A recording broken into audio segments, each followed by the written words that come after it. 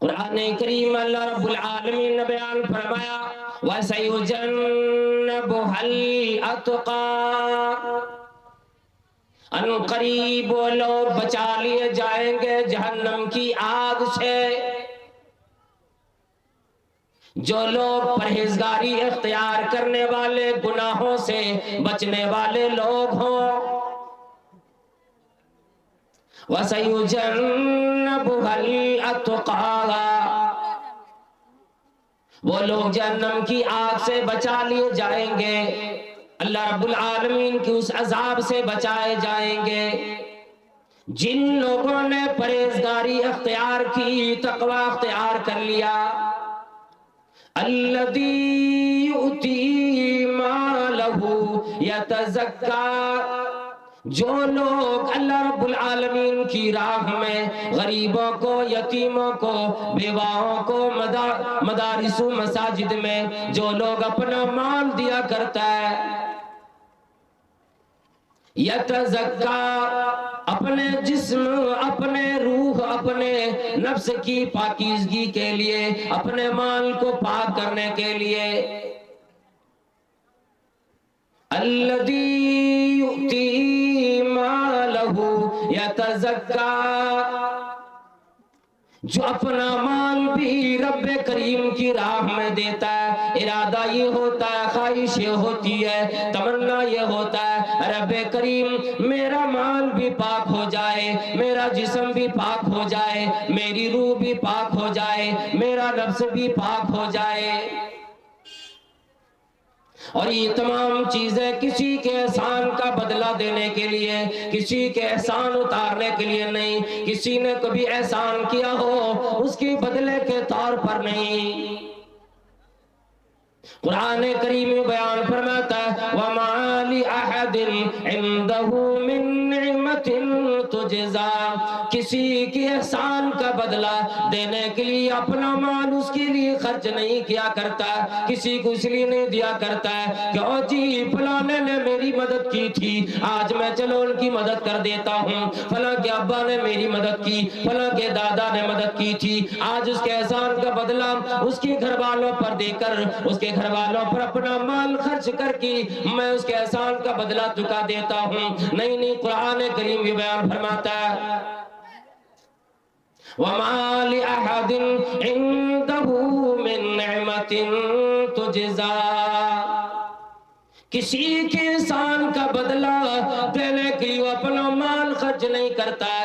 آگے فرمایا إِلَّا ابْتِغَاءَ وَجْهِ رَبِّهِ الْأَعْلَى، اس کی خواہش صرف ایک ہوتی ہے، خیال ایک ہوتا ہے، ارادہ ایک ہوتا ہے کہ اللہ رب العالمین راضی ہو جائے، رب کریم کی رضا مل جائے، رب کریم ایسے بندوں سے راضی ہو جائے، ایسے بندیوں سے راضی ہو جائے۔ إِلَّا ابْتِغَاءَ وَجْهِ رَبِّهِ الْأَعْلَى، رب کی رضا چاہتا ہے، رب کی خوشنودی چاہتا ہے۔ وَلَسَوْفَ يَرْضَى، اللہ رب العالمین نے فرمایا ان قریب ایسے لوگوں سے رب کریم بھی راضی ہو جائے گا۔ آج رمضان مبارک کا مہینہ قریب ہے، ہم تمام لوگ بیٹھے ہو، ماں بہنیں بھی بیٹھی ہے، ذرا غور کرو، لوگ اپنے گھروں کی صفائی میں لگے گا، کپڑے کی صفائی کرے گا، جسم کی صفائی کرے گا، گھر میں ایک سے ایک سامانوں کی صفائی کرے گا، لوگ پریشان ہوں گے، گھر جھاڑو، صفائی کرو، ستھرائی کرو، کیوں؟ اس لیے کہ رمضان مبارک کا مہینہ آنے والا ہے۔ کتنے گھروں میں افسوس کے ساتھ کہنا پڑتا ہے قرآن کریم رمضان مبارک کے مہینہ جانے کے بعد سے رکھا ہوا تھا، آج تک پڑھنے کی توفیق نہ ہوئی، اب رمضان کا مہینہ آ رہا ہے، لوگ اپنے گھروں میں قرآن اٹھائیں گے، قرآن کو جھاڑ کر رکھیں گے۔ کتنے لوگ ایسے ہوں گے جنہوں نے عید کے موقع پر اپنی ٹوپیاں اتار کے رکھی ہوگی، ابھی تک نکالنے کی توفیق نہیں، لوگ کہیں گے تیاری کرو، میری کپڑے دھو دو، میری ٹوپی دھو دو، ان تمام چیزوں کو صاف کر کے رکھو، کیوں؟ اس لیے کہ رمضان مبارک کا مہینہ آنے والا ہے۔ ہر ایک چیز کی صفائی، گھر کی صفائی، کپڑے کی صفائی، جوتے کی صفائی، آنگن کی صفائی، تمام چیزوں کی صفائی ہو تو جاتی ہے، اگر ایک چیز ہے جس کی صفائی نہیں ہوتی وہ دل ہے۔ آدمی پہلے جیسے جیا کرتا تھا، جیسے اپنی زندگی گزار رہا تھا، آج بھی رمضان مبارک کا مہینہ آ جانے کی بعد بھی وہ اسی رفتار بے ڈھنگی میں جیا کرے گا۔ کسی سالوں بھر پہلے لڑکے رہا ہوگا، کسی کی ذکر رکھی ہوگی، کسی کا حسن اپنے سینے میں رکھا ہوگا، کسی کا کڑن رکھا ہوگا، جلن وہ کینے کپٹ رکھے ہوں گے، سارے کے سارے لوگ چاہے رمضان کا مہینہ آ جائے غیر رمضان ہو، آدمی تو ایسی جیا کرتا ہے۔ چلو جی، کس نے دیکھا قیامت کب آئے گی؟ کس نے پوچھا ہے کس نے دیکھا ہے؟ کس کو پتا ہے قیامت کب آئے گی، کیا ہونا ہے؟ اللہ والو یہ تو جان لو، تمام چیزوں کی صفائی تو کر لی، اس چیز کی صفائی کب کرو گے جو کہ رمضان کے مہینے میں کی ہوئی عبادت کو بھی قبول ہونے نہیں دیتا۔ مکمل ایک مہینے کا روزہ رکھ لیتا ہے، مکمل ایک مہینے بولو قیام اللیل کر لیتا ہے، مکمل ایک مہینے قرآن کریم کی تلاوت بھی کرتا ہے، اور یہ تمام چیزیں ہر آدمی کے لیے آسان تو نہیں ہوتی، لیکن وہ آدمی صرف اپنے بھائی کے کینے کی وجہ سے، اپنے بھائی سے لڑنے کی وجہ سے، اس سے جلن کی وجہ سے اس آدمی کی عبادت اللہ رب العالمین قبول نہیں فرماتا، اور کہہ دیتا ہے انذروا هذين حتى يصطلحا، ان دو لڑنے والوں کو مہلت دے دو، ان لوگوں کو موقع دے دو، اب ان لوگوں کی عبادت میں قبول کرنے والا نہیں، جب تک یہ دونوں آپس میں صلح نہ کر لے، جب تک یہ دونوں آپس میں مل نہ جائے، تب تک میں ان دونوں کی عبادت قبول کرنے والا نہیں۔ اس لیے کسی نے کہہ دیا کہ بظاہر تو ہر شے میں بے حد صفائی، بظاہر تو ہر شے میں بے حد صفائی، مگر دل میں ہے گندگی انتہائی۔ آدمی کو کون بتلائے، کون سمجھائے کس کی موت کب آ جائے گی، کون کب اللہ کا پیارا بن جائے گا، نہ معلوم کون کینے لے کر، کون اپنے دلوں میں جلن لے کر، کون حسد لے کر اس دنیا سے چلا جائے گا، پھر اللہ رب العالمین کے سامنے اس کا مواخذہ کیا جائے گا۔ علماء کرام نے لکھا، اللہ والو آپ بیٹھو، علماء کرام نے لکھا ہے کہ جو آیات آئی، یہ جو میں نے ابھی پڑھی، آیات کے ترجمے بھی کر دیے، اللہ کے نبی صلی اللہ تعالی علیہ وسلم نے اس کی تشریح بھی فرما دی، اور علماء کرام نے لکھا ہے یہ چند آیات جو آئی سورۃ اللیل کی، یہ ایک شخصیت حضرت ابو بکر صدیق رضی اللہ تعالیٰ عنہ کی صفات کو بیان کرنے کے لیے یہ آیات اللہ رب العالمین نے نازل فرمائی۔ عموماً تمام لوگ قیامت تک جو آنے والے لوگ ہیں، تمام لوگوں کی آیت آ جاتی ہے، وہ لوگ جو اپنے رب سے ڈرا کرتا ہے، جو لوگ پرہیزگاری اختیار کرتا ہے، جو لوگ اپنے مالوں کو اللہ کی راہ میں خرچ کرتا ہے، جو لوگ اپنے دل کو صاف رکھتا ہے، جو لوگ اپنے مال کو صاف کرنا چاہتا ہے، تمام لوگوں کے لیے، تمام مردوں عورتوں کے لیے، ہر ایک کے لیے عام آیت آئی، لیکن خصوصاً علماء کرام نے لکھا ہے حضرت ابوبکر صدیق رضی اللہ تعالی عنہ کے بارے میں یہ آیت آئی، اور نبی علیہ السلام نے فرمایا لوگو ارحم امتی بی امتی ابو بکر، اے لوگو میری تمام امتوں میں سب سے زیادہ رحم دل، سب سے زیادہ کرم والا، سب سے زیادہ لوگوں پہ رحم کھانے والا حضرت ابو بکر صدیق رضی اللہ تعالیٰ عنہ تھے۔ اور کیوں نہ ہو علماء کرام کی بات، جو مقام ملا، جو مرتبہ ملا، جو بڑائی ملی دنیا میں، اللہ رب العالمین نے تمام انبیاء کرام کی بات حضرت ابو بکر صدیق رضی اللہ تعالیٰ عنہ کو مقام عطا فرمایا۔ سب سے زیادہ افضل، سب سے زیادہ مقام مرتبے کے اعتبار سے بڑائی والے انبیاء کرام کے بعد حضرت ابوبکر صدیق رضی اللہ تعالیٰ عنہ کو ربی کریم نے وہ مقام عطا فرمایا جو کہ نبی علیہ السلام کی یار غار بنے. نبوت ملنے سے پہلے بھی حضرت ابوبکر صدیق رضی اللہ تعالیٰ عنہ کی یاری ملی. نبوت کی بعد بھی حضرت ابوبکر صدیق رضی اللہ تعالیٰ عنہ کی یاری ملی. اور کسی نے یہ کیا خوب لکھ دیا, کہنے لگی ثانی اثنین ہے اللہ کا شیدائی ہے, ثانی اثنین ہے اللہ کا شیدائی ہے, اور مر کے بھی جس نے پہلوے احمد میں جگہ پائی ہے. ایک مرتبہ نبی علیہ السلام نے صحابہ کرام کے درمیان اپنے نبی ہونے کی بات یہ اعلان فرمایا, اے میرے صحابہ کرام, گزشتہ زمانے میں ایک زمانہ ایسا گزرا جس زمانے میں لوگ اپنے گائے پہ بیٹھ کے سواری کرنے لگے. اللہ رب العالمین نے گائے کو بولنے کی طاقت دے دی. گائے نے آواز لگائی, بات کرنے لگی, اپنے پر سوار ہوئے شخص سے کہنے لگی اے انسان, میرے اوپر بیٹھنے والے, مجھ پر سواری کرنے والے, ربی کریم نے مجھے اس لیے پیدا نہ کیے, میں تو اس لیے پیدا کی گئی کہ مجھ کے میرے ذریعے سے کھیتیاں کرو, میں سواری کے لیے پیدا نہ کی گئی. صحابہ کرام حیران ہو گئے, یا اللہ گائے بھی بولتی ہے. سب حیران ہو گئے. نبی علیہ السلام نے فرمایا اے لوگو, حیران کرنے والوں, ہاں مجھے میرا ایمان ہے کہ گائے نے آواز لگائی جو میرے ربی کریم نے بیان فرمایا, جو میرے ربی کریم نے بتلایا.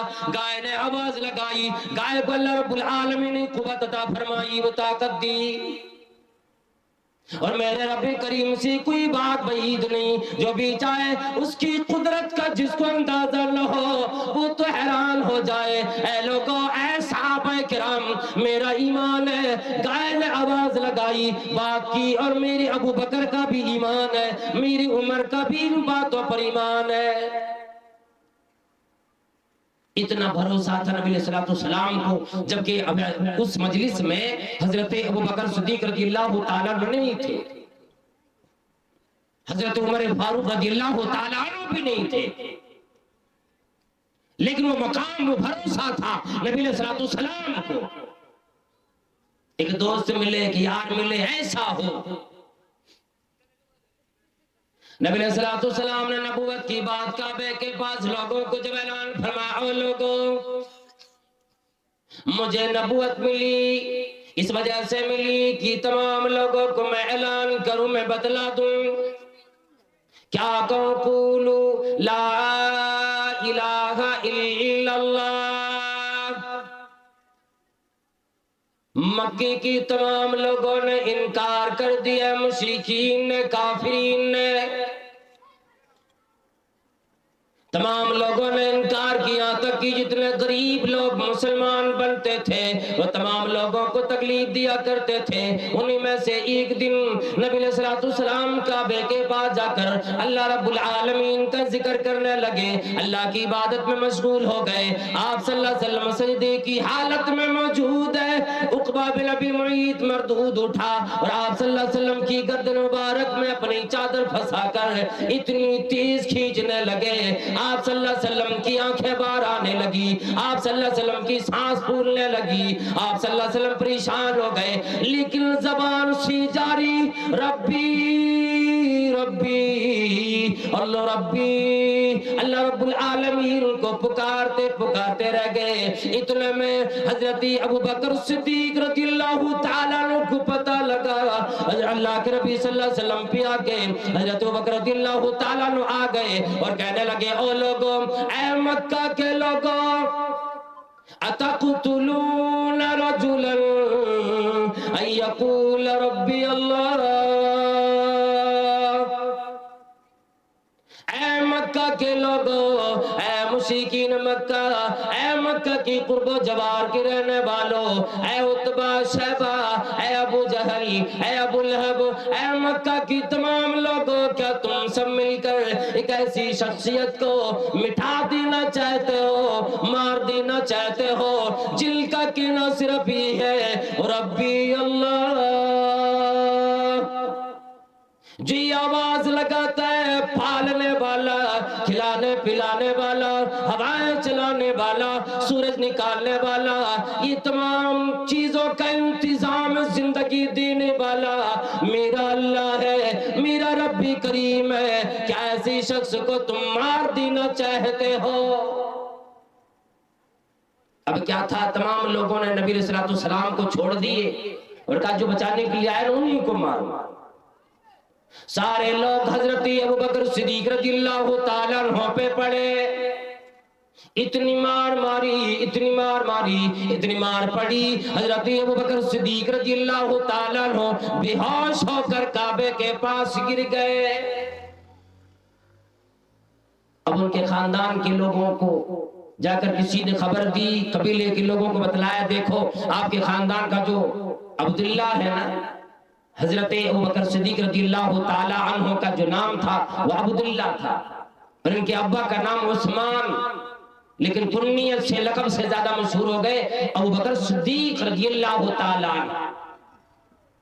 اسی طرح سے آپ کے ابا جو تھے ان کا نام عثمان ہے، لیکن ابو قحافہ کے نام سے مشہور ہو گئے۔ ان کے قبیلے کے لوگوں کو جا کے خبر دی، لوگ آئے اٹھا کر کے ان کے گھر لے کر گئے۔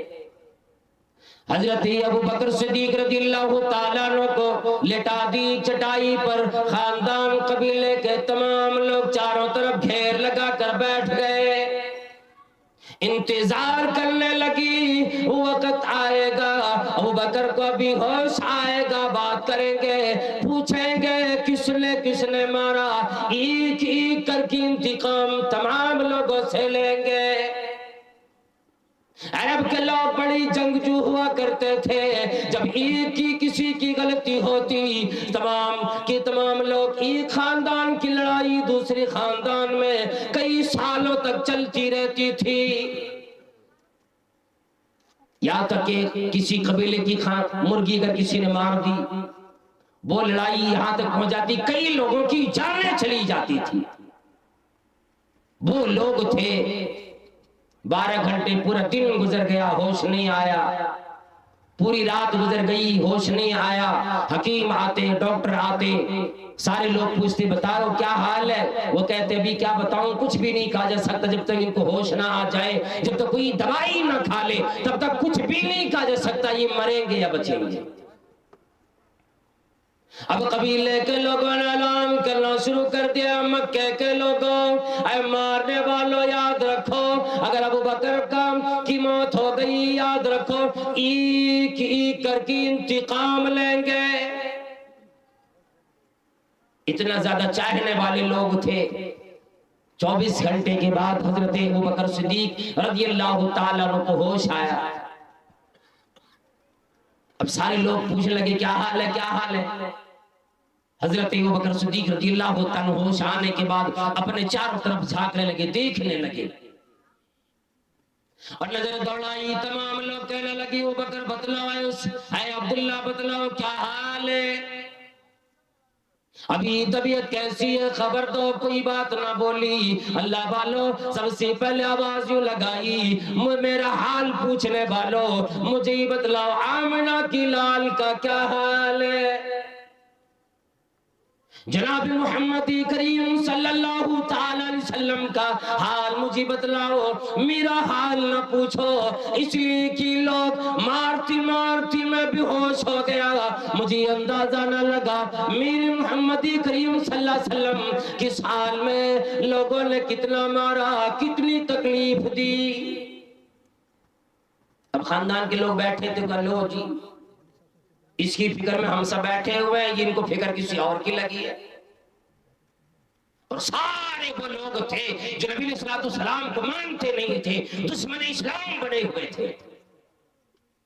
کہنے لگے تمام لوگوں کو فکر ابوبکر کی لگی. ابوبکر کو جب ہوش آیا ان کو اپنے خاندان کی فکر نہیں, ماں باپ کی فکر نہیں, فکر اگر لگی ہے جن کی وجہ سے مار کھائی ان کی فکر ابھی بھی ان کی دل میں بیٹھی.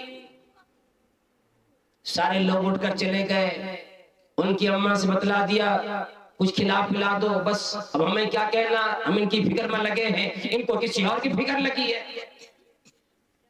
پورے قبیلے کے لوگ, خاندان کے لوگ اٹھ کر چلے گئے. اماں قریب آئی, پوچھنے لگی اور میرے بیٹے لو پانی پی لو, لو کچھ کھا لو, مکمل 24 گھنٹہ گزرنے لگا ہے, ابھی تک تم نے ایک بھی دانہ اپنے منہ میں نہ لیا, ذرا بھی پانی نہ لیا. اے بیٹے لو کھانا کھاؤ, پانی پی لو. ابو بکر صدیق رضی اللہ تعالیٰ عنہ کہنے لگی وہ اماں جی آپ کو میری فکر لگی ہے, ٹھیک ہے, آپ میری ماں ہو, میری فکر لگی, میرے لیے آپ کی ممتا جاگ گئی, محبت جاگ گئی. اے میری امی جان مجھے پہلی بتلاؤ کہ محمد کریم صلی اللہ تعالیٰ علیہ وسلم کس حال میں ہے, اور جب تک مجھے پتہ نہ لگ جائے اللہ کی قسم اے اماں جی میں ایک بھی قطرہ پانی اپنے منہ میں لے نہیں سکتا, ایک بھی دانہ, ایک بھی لقمہ میں کھا نہیں سکتا, اگرچہ میری جان ہی کیوں نہ چلی جائے. اب تھی تو ماں پریشان ہو گئی, ابھی مسلمان جب کہ نہیں بنی تھی, کلمہ ادا نہیں کی تھی. گئی ام جمیل کے پاس, اور یہ ام جمیل کون, حضرت عمر فاروق رضی اللہ تعالیٰ عنہ کی ایک بہن تھی, ایک بہن کا نام فاطمہ, ایک نام ام جمیل, اور شاید انہیں کا یہ لقب پڑا, کنیت پڑی. ان کے پاس جا کے پوچھنے کہ بتاؤ محمد کریم کہاں ہے صلی اللہ علیہ وسلم. وہ کہنے لگی ہم ہر ایک کو نہیں بتلایا کرتے. اللہ اکبر, وہ زمانہ تھا مکے میں تمام کلمہ ادا کرنے والے لوگ چھپ کر رب کریم کی عبادت کیا کرتے تھے. ابھی صرف گلے چل دو تین چار لوگ ہی مسلمان بنے تھے, وہ زمانہ تھا. وہ کہنے لگی خبر ہر ایک کو نہیں دے سکتی.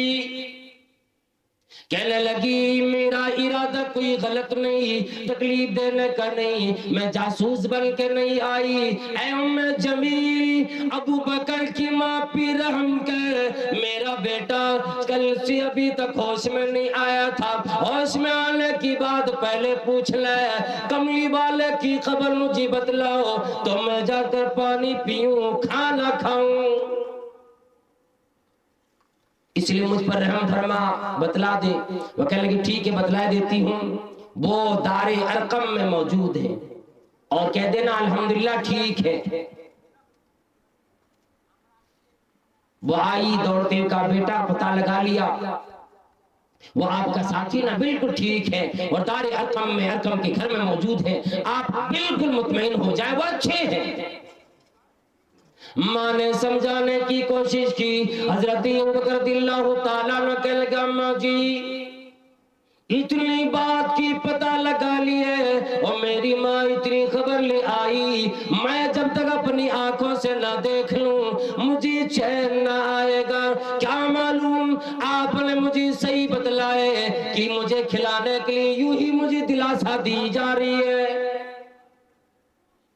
اسی حال میں ان کی ماں نے اٹھا کر لے کر نبی علیہ السلام کے پاس دار ارقم میں گئے. نبی علیہ السلام نے حضرت ابوبکر صدیق رضی اللہ تعالیٰ عنہ کو دیکھے, اور آ کر اٹھ کر کی آپ صلی اللہ علیہ وسلم ان کو اپنے گود میں ان کی سر رکھ لیے اور سہلانے لگے. اے ابوبکر فکر نہ کر, رب کریم نے ہماری حفاظت فرمائی, رب کریم نے ہمیں بچا لی, یہ لوگ ہمیں کچھ بھی بگاڑ نہیں سکتے. پھر ابوبکر رضی اللہ تعالیٰ عنہ گھر میں جا کر کے پھر کچھ کھائے پھر ان کو سکون آیا, تو ان کو چین آیا. اللہ رب العالمین نے سورہ توبہ کے اندر فرما دیا اِلَّا تَنْصُرُوا فَقَدْ نَصَرَهُ اللَّهُ. اے مکے کے لوگوں, اے تمام کلمہ ادا کرنے والے لوگوں, کلمہ نہ پڑھنے والوں, میرے نبی کی کسی نے نہ کی الا تنصروه فقد نصره اللہ، نبی کی مدد رب کریم نے کی، اللہ رب العالمین نے کی، ان کے علاوہ کسی نے نہ کی۔ اذا خرجہ الذین کفروا، جبکہ مکہ کی کافر لوگ میرے نبی کو مکہ سے نکلنے پہ مجبور کر دیے۔ ثانی اثنین، دو میں کی دوسرا تھے، اِذْهُمَا فِي غار، جبکہ غار میں دونوں موجود تھے۔ اللہ والو ہجرت کے موقع پر نبی علیہ السلام غار ثور میں جا کر 3 دنوں تک غار ثور میں اپنے یار غار حضرت ابوبکر صدیق رضی اللہ تعالیٰ عنہ کے ساتھ رہے۔ اِذْهُمَا فِي غار اِذْ يَقُولُ لِصَاحِبِهِ لا تحزن ان اللہ معنا، جب نبی علیہ السلام اپنے یار اپنے دوست حضرت ابوبکر صدیق رضی اللہ تعالیٰ عنہ سے کہہ رہے تھے، اے ابوبکر گھبرانا، فکر نہ کر، حزن و ملال نہ کر، ان اللہ معنا، بے شک اللہ رب العالمین ہمارے ساتھ ہے۔ ابوبکر رضی اللہ تعالیٰ عنہ کے سارے گھرانے کے تمام لوگوں نے اسلام کی خاطر ہر طرح کی مدد کی۔ جب مکے کے تمام لوگوں کو ہجرت کی اجازت مل گئی، سارے لوگ مکے چھوڑ کر مدینہ کی طرف، جس کا نام پہلے یثرب تھا، اس شہر کی طرف جانے لگے۔ بعد میں مدینہ نام پڑا، مدینہ النبی کے نام سے مشہور ہوئے، ادھر جانے لگے۔ حضرت ابوبکر صدیق رضی اللہ تعالیٰ عنہ کو فکر لگی کہ میں اکیلے نہیں جا سکتا، سارے لوگ چلے جائیں گے۔ نبی علیہ السلام سے فرمایا، اے نبی صلی اللہ علیہ وسلم الصحبہ، اے نبی صلی اللہ علیہ وسلم مجھے آپ کی صحبت ملے گی کہ نہیں ملے گی؟ نبی علیہ السلام نے یوں خاموشی میں جواب دیے، اور مکمل 4 مہینے کے بعد دوپہر کے وقت میں، چونکہ مکے میں زیادہ چلچلاتی ہوئی دھوپ نکلتی، گرمی پڑتی، اکثر لوگ دوپہر میں نہیں نکلتے، اور خصوصاً نبی علیہ السلام تو دوپہر میں آتے ہی نہیں تھے۔ ایک دن دوپہر کے وقت میں ابوبکر صدیق رضی اللہ تعالیٰ کے گھر گئے، اور اس وقت ابوبکر رضی اللہ تعالیٰ عنہ سوچنے لگے کہ کوئی نہ کوئی معاملہ ضرور پڑا ہوگا جس وجہ سے نبی علیہ السلام آج اتنے دوپہر میں ہمارے گھر آ رہے ہیں۔ نبی علیہ السلام گئے، کہنے لگے ابوبکر مجھے بتلا گھر میں کون کون ہے؟ ابوبکر صدیق رضی اللہ تعالیٰ عنہ کہنے لگی، اے نبی صلی اللہ علیہ وسلم، حضرت عائشہ اسماء ان کی ماں، فکر نہ کریں، آپ کی تمامی گھرانے کسی بات کو لو کسی اور کے سامنے بیان نہ کریں گے، آپ مجھے بتلا دیجئے۔ نبی علیہ السلام نے فرمایا، اے ابوبکر آج مجھے اجازت ملی مکہ چھوڑ کر کسی اور شہر کی طرف جانے کی۔ ابوبکر صدیق رضی اللہ تعالیٰ عنہ کہنے لگے، اے نبی صلی اللہ علیہ وسلم، کیا مجھے بھی آپ کے ساتھ جانے کی اجازت ملی؟ یہ بھی مجھے نصیب ملا، یہ سعادت مجھے ملی۔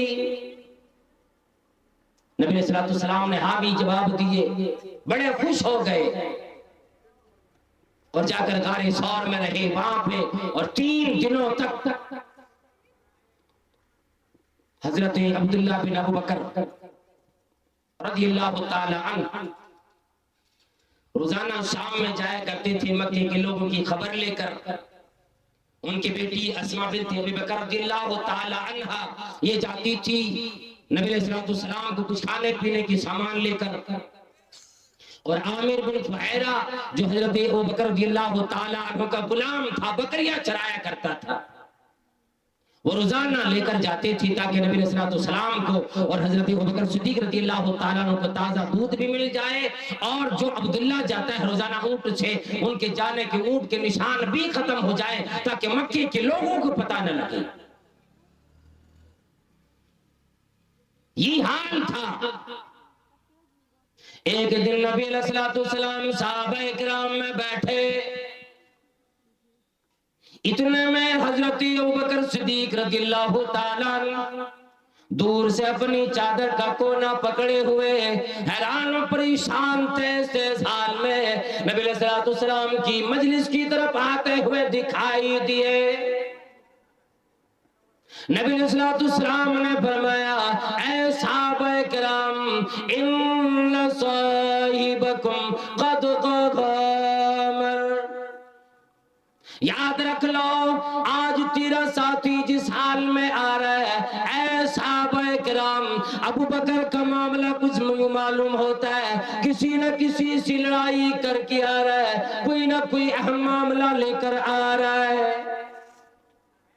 اتنے میں ابو بکر رضی اللہ تعالیٰ قریب آ گئے اور آتے ہی نبی صلی اللہ علیہ وسلم سے کہہ لگے، اے نبی صلی اللہ علیہ وسلم، مجھ میں اور عمر میں کچھ آپسی معاملات ہو گئے، باتیں کچھ اونچی ہو گئی، آواز اونچی ہو گئی، میں نے کچھ زیادہ بڑھ چڑھ کر اسے بول دیا، اور نبی صلی اللہ علیہ وسلم میں نے جا کر معافی بھی مانگی ان سے، مجھے احساس بھی ہو گیا کہ میں نے غلطی کر دی، کچھ بڑھ چڑھ کے معاملہ بول دی۔ ہمارا ذرا غور کریں اس بات پر، کیسے پریشان رہا کرتے تھے حضرت ابو بکر صدیق رضی اللہ تعالیٰ عنہ کہ جو بھی معاملات ہوں دنیا میں رفع دفع کر لیا جائے تاکہ کل قیامت میں رب کریم کے سامنے رسوائی کا سامنا نہ کرنا پڑے۔ کہنے لگے نبی علیہ السلام، میں نے معافی مانگی، عمر نے مجھے معاف نہ کیے۔ اتنے میں عمر فاروق رضی اللہ تعالیٰ عنہ بھی حضرت ابو بکر صدیق رضی اللہ تعالیٰ عنہ کے گھر گئے کہ چلو آدمی انسان ہے، ہو سکتا ہے انسان ہونے کی ناطے کچھ غلطیاں ہو گئی، لیکن احساس تو ہوا، معافی مانگنے کے لیے آیا، میں نے معاف نہ کیے۔ دوڑے دوڑے ابو بکر رضی اللہ تعالیٰ عنہ کے گھر گئے، وہاں پہ نہ ملے، پتا تمام لوگوں کو ہوا کرتا تھا ابو بکر رضی اللہ تعالیٰ عنہ اگر اپنے گھر میں موجود نہیں یقیناً نبی صلی اللہ علیہ وسلم کی صحبت میں ہوں گے۔ یقین ہو جاتا تھا کہ اگر وہ گھر میں موجود نہیں ہے تو کہیں اور نہیں جا سکتے، وہ یقیناً نبی صلی اللہ علیہ وسلم کے پاس گئے ہوں گے۔ ماشاءاللہ نبی صلی اللہ علیہ وسلم کے پاس حضرت عمر فاروق رضی اللہ تعالی عنہ بھی گئے۔ ہم اور آپ کسی کے تکلیف لے کر، کسی کے حسد کینے و کپٹ لے کر کے جو رات و دن یوں کہتے نا جی چلو قیامت میں دیکھا جائے گا، اسی حال میں موت آ جاتی ہے۔ بھائی بھائی میں لڑائی، بھائی بہن میں لڑائی، اپنے خاندان میں ایک دوسرے سے لڑائی، محلے والوں سے لڑائی، پھر بھی آدمی کو ایک پل کی بھی فکر نہیں لگتی۔ اگر اسی حالت میں موت آ گئی اپنے رب کریم کو سامنے جواب کیا بنے گا؟ عمر فاروق رضی اللہ تعالیٰ عنہ آ گئے اور اللہ کے نبی صلی اللہ علیہ وسلم نے دور سے ہی دیکھ لیا، فرمایا اے ابو بکر یغفر اللہ لک، اللہ آپ کو معاف فرمائے۔ عمر فاروق رضی اللہ تعالیٰ عنہ کو آتے دیکھ کر نبی علیہ السلام کے چہرے مبارک غصے سے لال ہونے لگے۔ راوی حدیث ابو درداء رضی اللہ تعالیٰ عنہ فرماتے ہیں حضرت ابو بکر صدیق رضی اللہ تعالیٰ عنہ نے اندازہ لگا لیا کہ نبی علیہ السلام غصے میں ہو رہے ہیں اور کچھ بھی بولیں گے، اسے ڈانٹیں گے، سمجھائیں گے۔ حضرت ابو بکر صدیق رضی اللہ تعالیٰ نے اتنا نرم مزاج آدمی، اتنا زیادہ معاف کرنے والا انسان نبی صلی اللہ علیہ وسلم کے سامنے اپنے گھٹنے کی بل گر گئے اور کہنے لگی اے نبی صلی اللہ علیہ وسلم انی قد اظلم، اے نبی صلی اللہ علیہ وسلم عمر کی زیادہ غلطی نہ تھی، میں نے غلطی کی، میں نے بڑھ چڑھ کی دو باتیں اور بھی بولے، اے نبی صلی اللہ علیہ وسلم ان کی غلطی کم تھی، غلطی زیادہ میری ہے۔ آپ صلی اللہ علیہ وسلم مطلب یہ تھا کہ ان کو کچھ بھی نہ کہے۔ کیا تڑپ تھی، کیا کس طرح سے وہ اجتماع میں اس امید میں رہتے تھے کہ رب کریم معاف فرما دیا کرے۔ ڈر یہ ہوتا تھا کل قیامت میں رب کا سامنا ہوگا، میری نیکیاں نماز روزے حج زکوٰۃ خیرات قرآن کریم کی تلاوت تمام کی تمام چیزیں ایک طرف نہ رکھ دی جائے اور اس گناہ کی وجہ سے رب کریم کی ناراضگی نہ جائے۔ کہنے لگی یا رسول اللہ انی قد ادلم، اے نبی صلی اللہ علیہ وسلم غلطی میری تھی۔ آج سارے لوگ اپنی صفائی دیں گے، نہیں غلطی میری نہیں تھی، میں گواہی پیش کر سکتا ہوں، اور جھوٹ سچ میں کئی لوگوں کو کھڑے کر دیں گے۔ لیکن اللہ حضرت ابوبکر صدیق رضی اللہ تعالیٰ عنہ کہنے لگے نبی صلی اللہ علیہ وسلم غلطی زیادہ میری تھی۔ نبی علیہ السلام نے فرمایا لوگوں کیا تم فہل انتم تارکو لی اصحابی، کیا تم لوگ میرے لیے میرے دوست کو مجھے اکیلا نہیں چھوڑ سکتے؟ کیا میری وجہ سے ایسا نہیں ہو سکتا کہ میرے یار کو میرے دوست کو حضرت ابوبکر صدیق رضی اللہ تعالیٰ عنہ کو تکلیف نہ دو؟ اس لیے کیا لوگوں جب مجھے نبوت ملی سارا زمانہ جھٹلانے پہ آ گیا۔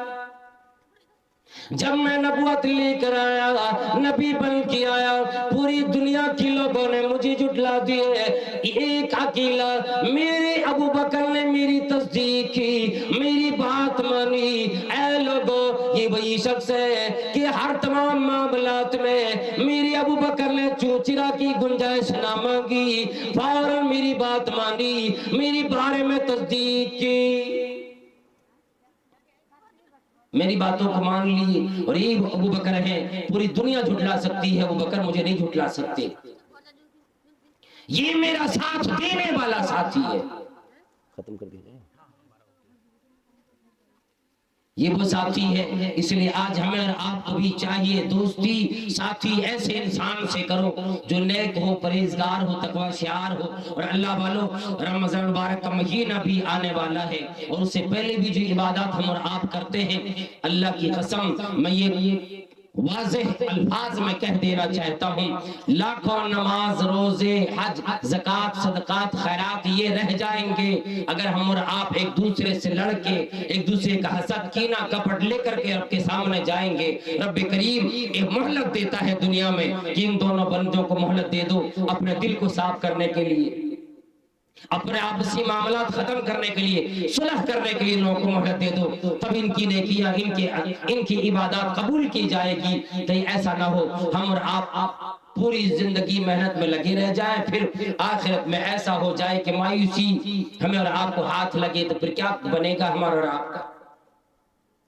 کوشش ہی کریں، مائیں اور بہنیں بھی جہاں تک میری آواز جا رہی ہو مل کر رہنے کی کوشش کریں، اور ایسے ساتھی ایسے دوست ایسے لوگوں کے ساتھ رہیں جو نمازی ہو، جو اچھے لوگ ہوں، کردار کے اخلاق کے اچھے لوگ ہوں۔